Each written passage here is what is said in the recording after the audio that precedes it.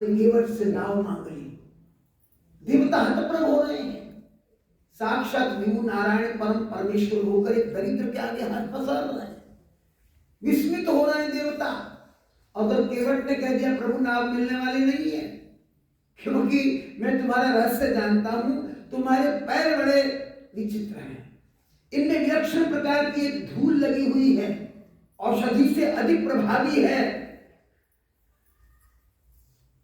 हमने सुना है कि इनका स्पर्श पाकर के पत्थर की चट्टान नारी में परिवर्तित हो गई। मेरी नौका तो पत्थर से कोमल है ना, मेरी नौका का क्या बनेगा? आप तो जानते हैं कि इसी से मैं अपना परिवार चलाता हूं। यही प्रतिपालू सब परिवारू, नहीं जानो कुछ और कबारू। मुझे कोई और कार्य नहीं आता। अगर मेरी नाव नारी बन गई तो मैं क्या कार्य करूंगा? आजीविका के लिए कौन सा कार्य अपनाऊंगा? आप विचार कीजिए ना। इसलिए प्रभु एक बात कहना चाहता हूं, जो प्रभु पार अवश्य गा चढ़ूं, मोहि पद पद्म पखारन कहूं। देखो कंडीशन क्या है। अगर पार जाना चाहते हो तो तुम मुझे कहो, तुम मुझे कहो, क्योंकि गरज तुम्हारी है, आवश्यकता तुम्हारी है, लेने तुम आए हो। तो तुम मुझे ये कहो कि मैं तुम्हारे चरण धो लूं। केवट ने ये नहीं कहा कि मुझे आज्ञा दो मैं तुम्हारे चरण धो लूं, मैं आज्ञा मांगता हूं। ना ना ना, मांग तुम कर रहे हो। अगर गरज तुम्हारी है तो तुम्हें ही कहना पड़ेगा कि तुम मेरे चरण धो लो और मुझे बात उतार दो। अपनी बात को यहां ही नहीं समाप्त किया, यहीं तक नहीं रोका, आगे क्या कह दिया? पद कमल धोई चढ़ाई, नाव ना नाथ उतराई छहो। ये मत सोचना कि कोई उतराई लेना चाहता, किराया नहीं मांग रहा। बंद कर दीजिए थोड़ी सा, बंद कर दीजिए। पद कमल धोई चढ़ाई, नाव ना नाथ उतराई चहूं। मोई राम राउर आन दशरथ सपट सब साची कहूं। मुझे आपके पिता की सौगंध, दशरथ महाराज की सौगंध, जो कुछ कह रहा हूं बिल्कुल सत्य कह रहा हूं, मेरी बातों में असत्यता नहीं है। लक्ष्मण जी ने आंख तरेर के देखा, ये पहले ही कितनी बकबक किए जा रहा, अब हमारे पिता की सौगंध तक आ गया, हमारे बाप तक चला गया। आंखें तरेर कर देखा जो ही इसकी और केवट की ओर। केवट तुरंत समझ गए। अगली पंक्ति में क्या कह दिया? पंक्ति मारहु लखन पे, जब लगी ना पाए पखारहु। लक्ष्मण जी मुझे ऐसे देख रहे हैं ना, तीर ही मार दे। लक्ष्मण जी तीर मारना चाहे तो मार दे, लेकिन मेरी भी शर्त है, जब तक चरण नहीं पखारूंगा तब लगना तुलसीदास नाथ कृपाल पार उतारूं। मैं किसी भी रूप में आपको पार अपनी नौका में बिठाकर नहीं उतार सकता।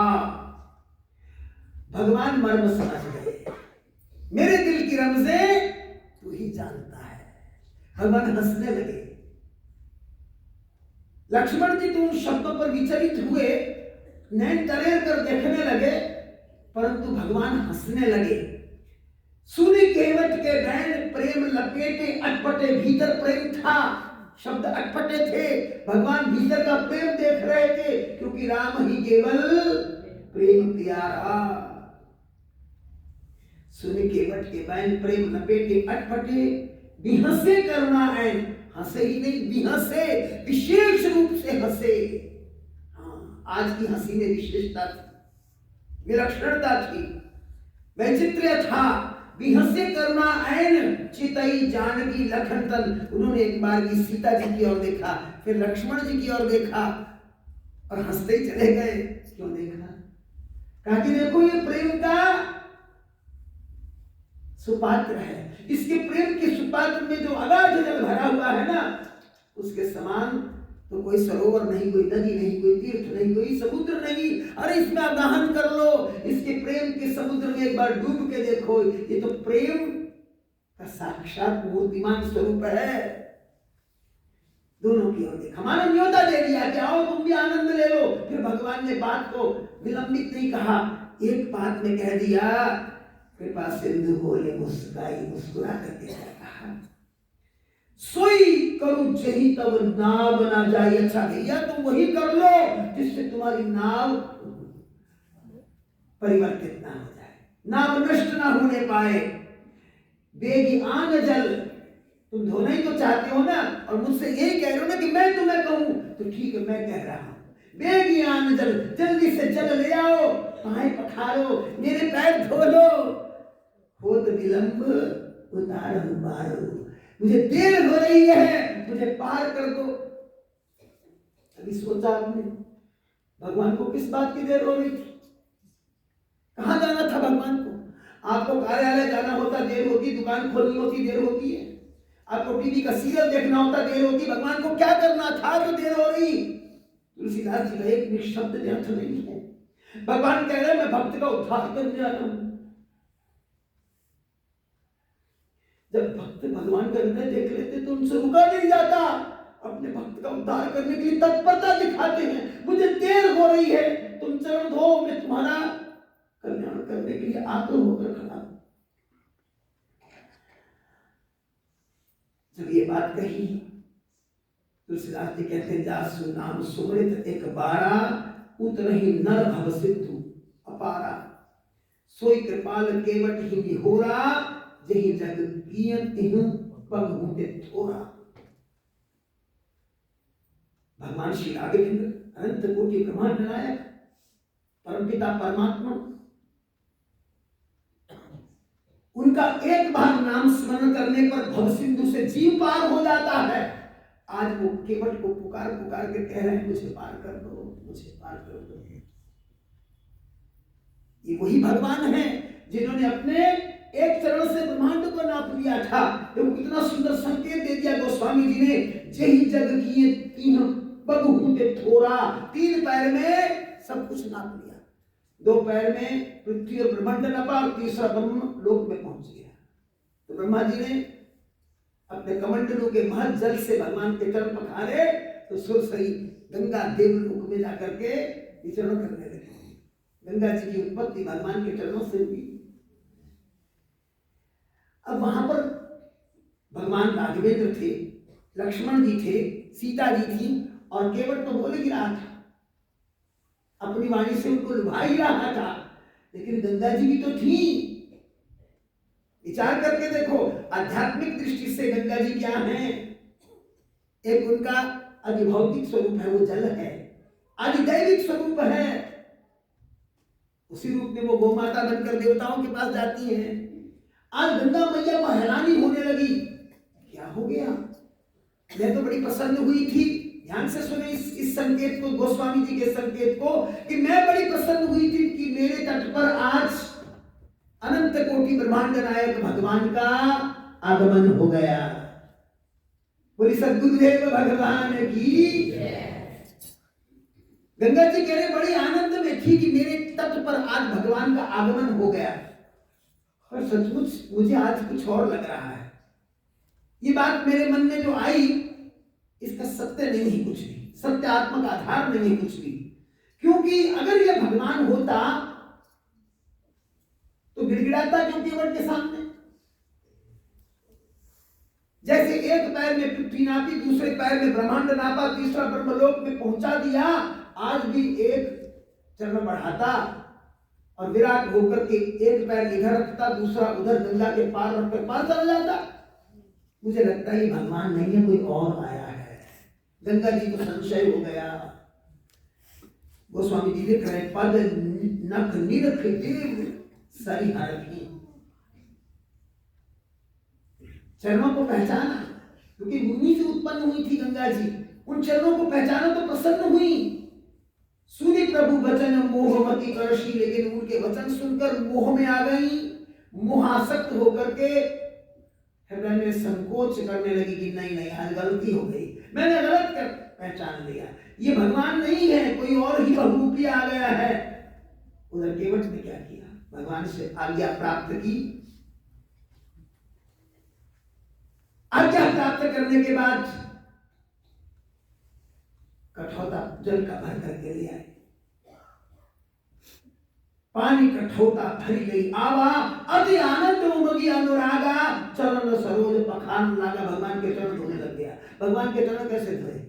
अब देखो, कठौते में जल भरा है, अब अपनी अर्धांगिनी को पास खड़ा कर लिया, परिवार को संग कर लिया। कहने लगा तुम जल डालो, मैं भगवान के चरण धोऊंगा। अब भगवान से कह रहा कि अच्छा ठीक है, आपने कहा ना चरण धुलवाने, अब आपकी इच्छा से धो रहा हूं, तो रखिए चरण। भगवान ने आज्ञा मान ली, भक्त की आज्ञा मान ली, अपना दाहिना चरण उस कठौते में धर दिया। ऊपर से लगी केवट की अर्धांगिनी गंगा जल का श्राव करने। अब देखो बड़ा सुंदर दृश्य है, पर देवता आ गए हैं, सारे देवता आके खड़े हो गए। आज विचित्रता क्या हो रही है, तो जिस समय कठौते के अंदर चरण रखवा लिया तो पत्नी ने जल डाला गंगा जी का, केवट ने मलना शुरू किया, तो केवट को स्पर्श होते ही मस्ती आ गई। प्रेम की मस्ती में केवट झूमने लग गया। जब झूमने लगा तो कठौता भी घूमने लग गया, कठौता घूमने लगा तो भगवान का चरण भी घूमने लगा। अब भगवान का चरण घूमने लगा तो भगवान टकमगाने लगे। लक्ष्मण जी बोले क्या कर रहे रे, तुम्हें चरण धोने नहीं आते? इतनी लक्षण वाणी तुम बोलते चले जाते हो, अब तुम्हें चरण भी धोने में सिखाना पड़ेगा क्या?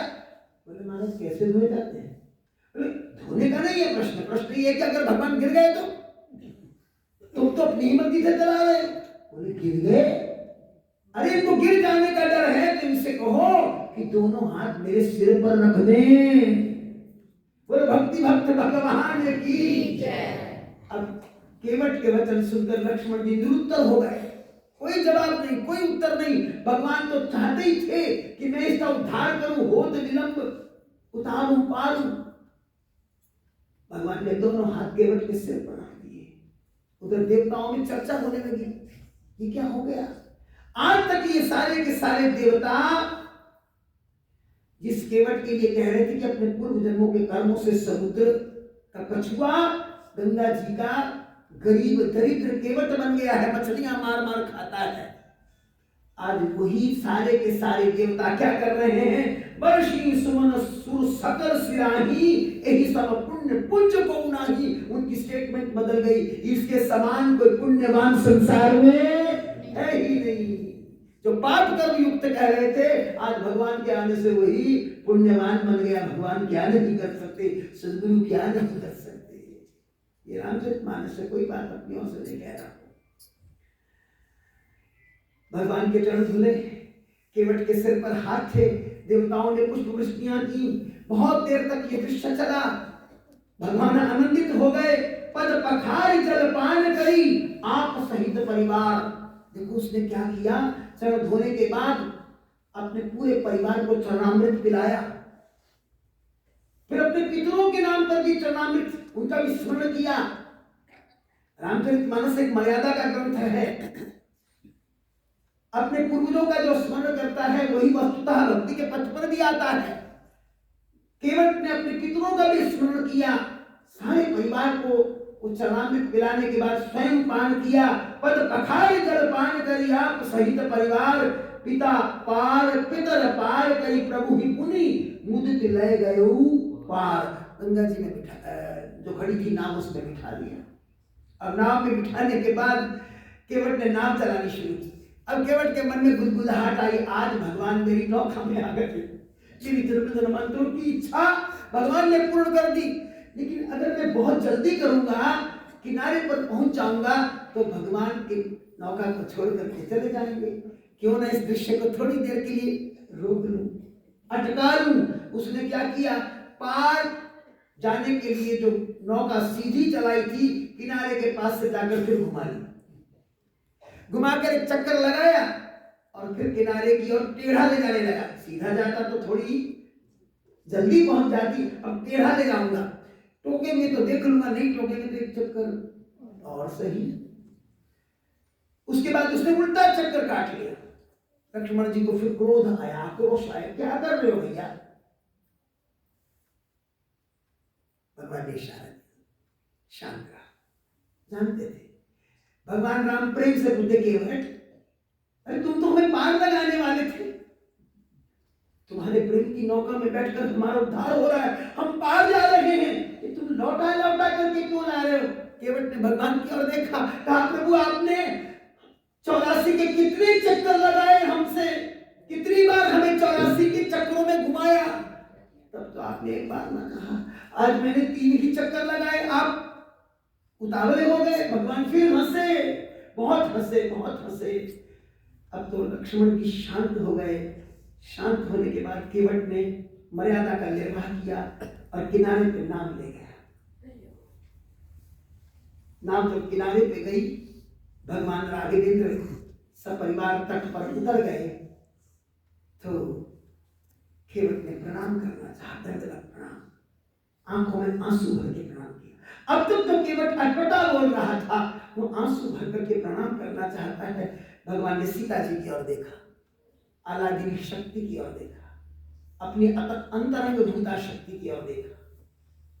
जैसे भगवान विष्णु जब लक्ष्मी की ओर देखते तो संकेत पाते ही अनंत सृष्टियों की रचना कर देती है, ब्रह्मांडों की रचना कर देती है। ऐसे ही सीता जी ने तुरंत संकेत समझा और रामांकित मुद्रिका को अंगुली से निकाला और श्री राम को सौंप दिया।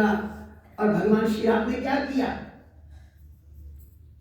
भगवान श्री राम ने वो अंगूठी केवट को देनी चाहिए। केहू कृपाल लेहु उतराई, केवट चरण पड़े अकुलाई। जब भगवान ने कहा अच्छा मैं तुम्हें उतराई देना चाहता हूं, तुमने हमें पार किया था, ये अंगूठी उतराई के रूप में ले लो। अब केवट व्याकुल हो गए, रोने लग गए, विकलित हो गए, फूट फूट करके रोए, चरणों में गिर गए और कहा प्रभु आप ये क्या कर रहे हैं, आप ये क्या कह रहे हैं? आपने मुझे इतना बड़ा बनाया, आप ब्रह्मांड के जीवों को पार उतारते हो, मैंने ब्रह्मांड के जीवों को पार उतारने वालों को आज गंगा से पार उतारा। आपने मुझे बहुत बड़ा बना दिया, अब इतना बड़ा बना देने के बाद इतना छोटा क्यों कर रहे हैं? मैं तो आपके चरणों का चंचलित बन गया। जो आपसे जुड़ जाता है वो फिर याचक नहीं रह जाता, भिखमंगा नहीं रह जाता, वो मांगने वाला नहीं रह जाता। तो केवट के वचन सुनिए, जो बड़े बड़े तपस्वियों के अंदर से नहीं निकलते, इतनी विमोहता, इतना बड़ा वैराग्य। नाथ आज मैं काह न पावा, मिटे दोष दारिद्र दुख दावा। हे प्रभु आज मैंने क्या नहीं प्राप्त कर लिया, मुझे क्या नहीं मिल गया? मेरे जीवन के दोष मिट गए, जन्म जन्मांतरों के दुर्गुण मिट गए, दुख मिट गए, संकट मिट गए। आज मैं परम सुखी हूं, मेरे समान कोई सुखी नहीं है। देवता भी पुष्प बरसा रहे हैं। महाराज मुझ पर कृपा कीजिए, मेरा दारिद्र्य समाप्त हो गया है, मेरी गरीबी मिट गई है।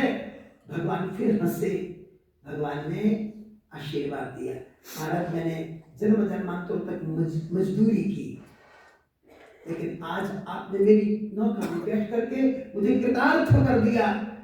आप देना ही चाहते ना महाराज जी, तो एक वचन दे दीजिए, जब आप लौट के आएंगे ना वनवास के बाद, तब आप आएंगे तो आप जो भी देंगे मैं सब प्रेम ले लूंगा। भगवान को उसने लौटती बार आने के लिए भी बांध लिया। और भक्ति भक्त भगवान की। तो आइए एक भजन को गा करके इस प्रसंग के भाव को फिर एक बार अंतर हृदय में बिठाने का उपक्रम करते हैं।